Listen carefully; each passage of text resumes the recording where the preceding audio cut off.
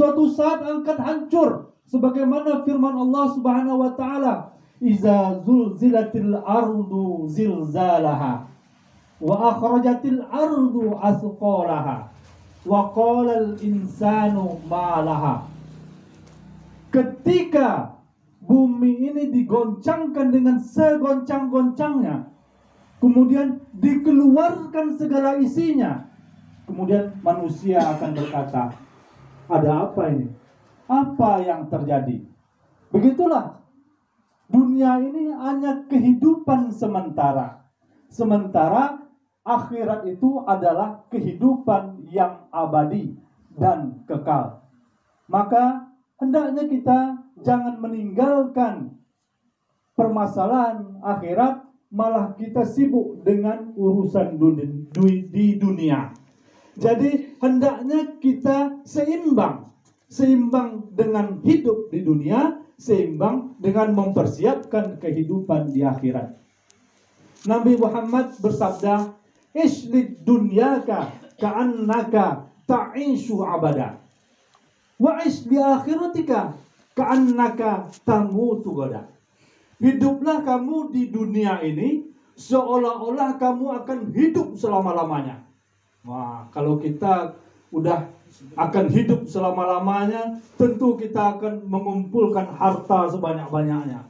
Walaupun emas sudah segunung, harta sudah segunung, itu belum cukup. Bahkan tambah satu gunung lagi. Karena kita mempersiapkan hidup selama-lamanya. Tapi, kata Rasulullah, "Is di akhiratika ka'annaka tamutu ghadan." Dan hiduplah kamu di dunia ini seolah-olah kamu akan mati besok pagi. Andai kata kita akan mati besok pagi, kira-kira apa yang akan kita lakukan? Mungkin kita nggak sempat lagi menghadiri wirid ini, harisan ini, sibuk beribadah. Besok akan mati, ya kan? Sholat aja lagi. Mulai dari sholat subuh. Setelah sholat subuh kita sholat suruk namanya. Tahu ibu sholat suruk? Sholat suruk itu ketika matahari terbit dan naik. Nah, matahari itu naik dia. Itu namanya sholat suruk. Nah, setelah sholat suruk nanti ada lagi sholat duha. Kemudian zuhur. Belum lagi yang sunatnya. Qobliyah, ba'diyah, tahiyatul masjid. Hingga sampai nanti sholat tahajud di malam hari. Maka kita seimbang hidup di dunia dan di akhirat persiapan kita. Kemudian yang kedua, kata Rasulullah sallallahu alaihi wasallam, yuhibbul haya wa yansawnal maut. Cinta dengan kehidupan, kemudian dia lupa akan kematian. Padahal kematian itu sesuatu keharusan. Tidak ada orang yang sudah hidup lama dan tidak mati-mati. Semua akan mengalami mati. Kullu nafsin za'iqatul maut. Wa innama tuwaffawna ujurakum yawmal qiyamati. Faman zuhziha 'anil nar wa udkhilal jannah faqad faza. Wa mal hayatud dunya illa mata'ul ghurur. Jadi setiap yang bernyawa pasti akan mati. Maka kita tidak boleh lupa bahwa kita ini akan mati.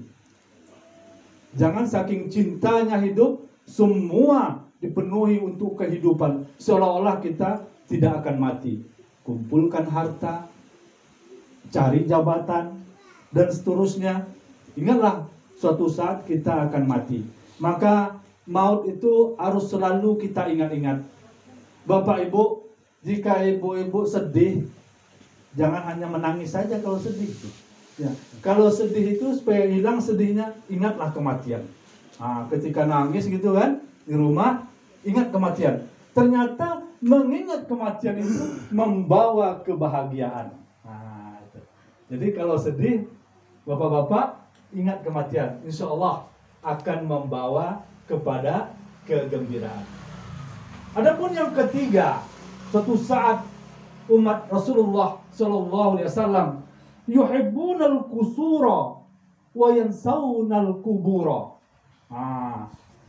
Suatu saat umat Nabi Muhammad itu cinta akan gedung yang megah, yang mewah, rumah yang besar, istana yang harganya bisa sampai miliaran, bahkan puluhan miliar. Itu lebih dicintainya daripada kuburan yang ukurannya hanya 2x1. Nah, suatu saat dia akan mencintai itu. Segala-galanya hanya itu yang dipikirkannya. Kemudian Bapak Ibu, kubur itu adalah tempat kita di dunia untuk terakhir kalinya. Terakhir kehidupan kita di dunia ini ditutup dengan masuk ke liang lahat, yaitu kubur. Tetapi di akhirat, kubur ini menjadi start awal bagi kita. Ketika nanti kita dibangkitkan dari kubur, itulah dimulainya awal daripada akhirat. Nah, terakhir di dunia, tapi itu menjadi awal di akhirat. Maka kita hendaknya selalu mengingat kepada kubur. Jadi tidak hanya istana yang kita bangun. Ini bangun rumah, udah dibangun di Pekanbaru, di kampung dibangun juga. Sampai-sampai di kampung tidak ditinggalkan lagi. Nah, karena udah jarang pulang kampung. Belum lagi pejabat-pejabat kita misalnya, di mana dia dinas, di situ bikin rumah. Sampai-sampai susah, siapa akan meninggal rumah? Nah, menunggui rumah siapa? Nah, Bapak Ibu rahimakumullah. Kemudian yang keempat, yuhibbunal mal wa yansaunal hisab. Nah, yaitu suatu saat umat Nabi Muhammad ini akan cinta dengan hartanya, kemudian dia lupa dengan hisab, yaitu hari perhitungan. Kita nanti yang dihitung pertama kali dari amalan kita itu adalah sholat. Namun yang setelah sholat itu dihitung adalah harta kita. Nanti ditanya, ketika kita masuk ke dalam kubur, maka akan ditanya, ya, yuhibbuna, bahwasanya harta kita itu dari mana kita mendapatkan harta. Misalnya ketika kita mati, wahai Fikrizon,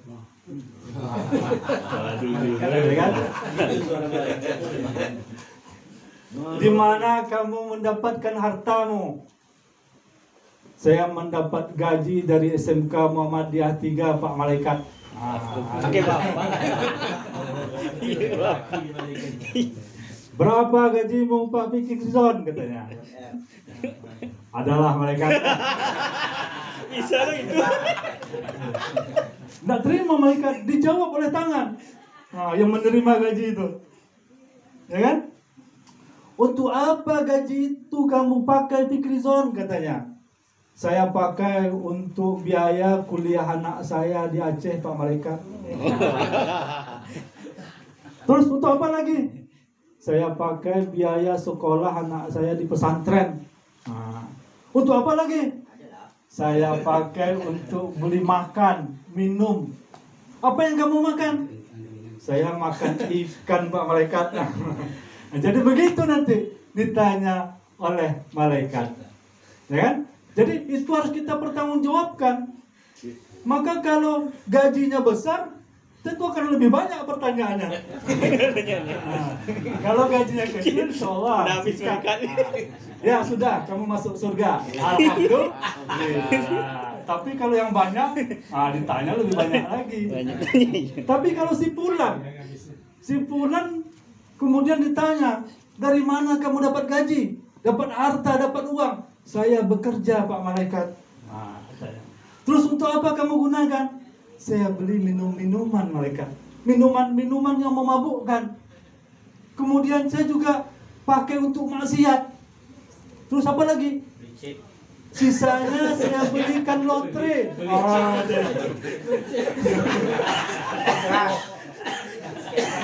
Sisanya saya belikan lotre, katanya, atau nomor buntut. Ditanya oleh malaikat. Beli chip namanya. Ditanya oleh malaikat. Terus kamu dapat? Alhamdulillah dapat, malaikat, katanya. Dapat. Bagaimana kok bisa dapat? ditanyalah oleh malaikat, kok bisa dapat kamu menang nomor buntut ini? Dibilang oleh si fulan, saya berhasil menang karena saya bertanya kepada dukun, kerjasama kepada dukun katanya. Wah, bertambah dah itu syiriknya. Memang dukun itu dia tahu, bisa. Dari mana dukun itu tahu? Karena dia tahu dari syaitan. Syaitan yang ngasih tahu. Bapak Ibu tahu nggak syaitan itu kerjanya? Syaitan itu tiap malam itu datang ke aras Allah mengintip apa keputusan Allah itu. Keputusan Allah itu diintipnya. Walaupun Allah itu di atas aras dijaga oleh para malaikat, syaitan itu selalu ngintip apa keputusan Allah. Bahkan dia nguping apa yang diceritakan oleh malaikat. Diceritakanlah oleh malaikat, besok keluar nomor sekian-sekian. Didengar oleh syaitan, dijuallah kepada dukun, dibeli oleh si fulan. Begitu, makanya dia menang. Tapi kalau setan itu mendengar, tidak terdengar suaranya sayup-sayup, tidak jalan dong. Tidak pula dapat bocorannya. Sampai ke dukun, disampainya. Jadi ditebaknya aja lagi. Jadi ketika salah, apa kata setan? Anda belum beruntung. Jadi itulah suatu saat kita nanti umat Nabi Muhammad ini, makanya kita jaga. Kemudian yang terakhir, yuhibbunal khalqi wa yansawnal khaliq. Jadi umat Nabi Muhammad itu suatu saat nanti akan cinta kepada makhluk dan lupa terhadap Khalik, sang pencipta. Bagaimana itu terjadi? Misalnya, yaitu kepada makhluk, baik itu berbentuk manusia, maupun itu bos, maupun itu atasannya, dia sangat cinta. Sehingga dia lupa terhadap Khalik selaku pencinta. Apa kira-kira contohnya ya? Bapak tahu enggak Kolonel Untung? Ini cerita PKI sedikit kan? Ya. Ya. Jadi Presiden Soekarno yang mulia itu memerintahkan Kolonel Untung untuk menjemput para jenderal. Diperintah dari presiden. Karena waktu itu ada isu Dewan Jenderal. Dewan Jenderal itu isunya akan mengkup Soekarno. Maka Soekarno mendengar isu itu, maka diperintahkannya Untung sebagai komandan RPKAD, yaitu Pas Pampresnya waktu saat itu. Diperintahkanlah Untung menjemput para jenderal, karena saya ingin bertanya apa betul seperti itu, kata Soekarno.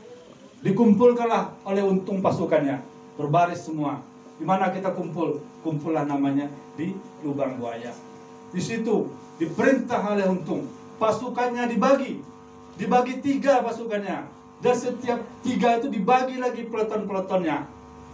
Diperintah oleh Untung, jemput para jenderal, ini daftarnya, bawa hidup atau mati. Udah berubah dia. Soekarno suruh jemput, ingin mendapatkan informasi tentang Dewan Jenderal. Oleh Untung, jemput para jenderal itu hidup atau mati. Sebab Untung ini dia sudah tervariasi dengan PKI, yaitu oleh DNID. Bukannya tidak ada orang Islam di PKAD itu, di Pas Pampres itu banyak orang Islam. Tapi karena ini perintah Untung, kena taat kepada atasan, dan itu loyalitas, peraturan syariat Islam diabaikan, dilanggar. Maka dijemputlah para jenderal itu, maka menjadi korban dan terbunuh. Itulah pengaruh daripada DNID. Ya, DNID yang nama asalnya itu Ahmad Aidit, mengganti setelah sampai di Jakarta biar agak keren sedikit menjadi Diva Nusantara Aidit. Padahal namanya Ahmad Aidit. Bapaknya itu Abdullah namanya, Abdullah Aidit. Aidit itu datuknya. Bapaknya yang bikin sekolah Muhammadiyah dulu di Belitung gitu, ya kan? Tapi anaknya ke Blinger. Makanya kemarin itu ada cerita di WhatsApp itu, su'ul khotimah, ya, DNID. Nah, itu bagus juga untuk dibaca sama-sama. Jadi Bapak Ibu, kita ini selaku umat Nabi Muhammad SAW, tentu kita akan selalu mengingat 5 hal itu. Jangan sampai kita lupa, kena sibuk dengan urusan dunia. Maka mulai sekarang kita introspeksi diri, memperbaiki diri, kita bertobat atas segala dosa-dosa kita yang sudah kita lakukan, baik disengaja maupun tidak disengaja. Mudah-mudahan hidup kita nanti menjadi husnul khatimah, yaitu penutup yang baik. Makanya selalu kita doakan, kita membaca doa, Rabbana atina fid dunya hasanah wa fil akhirati hasanah wa qina azabannar. Ya Allah, hidupkanlah kami ini yang terbaik di dunia dan menjadi yang terbaik di akhirat. Nah, jadi mudah-mudahan ceramah singkat ini bermanfaat bagi kita semua. Lebih dan kurang saya mohon maaf. Subhanakallahumma wa bihamdika asyhadu an la ilaha illa anta astaghfiruka wa atubu ilaik. Assalamualaikum warahmatullahi wabarakatuh. Waalaikumsalam warahmatullahi wabarakatuh. Waalaikumsalam warahmatullahi wabarakatuh.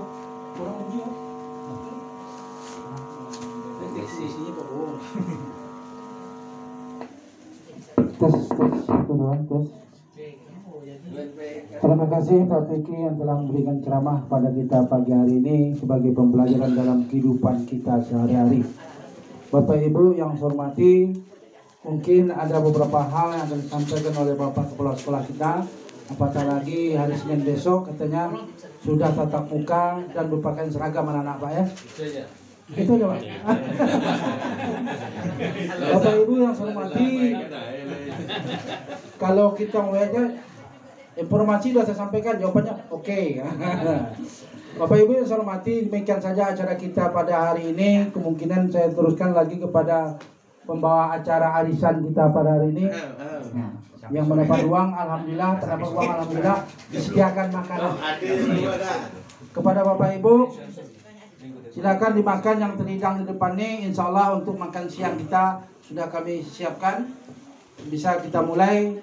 Untuk itu dari Bapak Kepala Sekolah dulu Pak. Untuk berdiri Pak Nazar, orang tua lah, Pak Amir. Kalau ada belakang ada. Aman Eka. Aman Eka ada, Aman Eka. Hah? Hah? Pati ada. Pati pura-pura enggak dengar lah. Apa mah? Apa itu? Pati ada. Pati dapat. Pati dapat arisan.